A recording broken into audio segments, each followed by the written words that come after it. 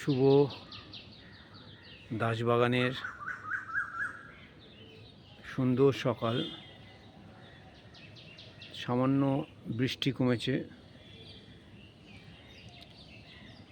দেখুন এই যে গাছটি ভিক্টোরিয়ার সামনে মোহরকুঞ্জর ওখান থেকে আজ থেকে 8 বছর আগে ডাল ভেঙে নিয়ে এসেছিলাম এবং আজকে গাছটি দেখুন কি সুন্দরভাবে হয়ে আছে। তখন বেশিরভাগ আমার এই দাসবাগানে, মানে দাস গার্ডেনের নাম চেঞ্জ হয়ে দাসবাগান, এখানে অন্তত 20%-এর উপর গাছ আছে যেটা ডাল ভাঙা, কেটে নিয়ে এসে লাগানো। তো উইশ ইউ ওয়েল সবাইকে।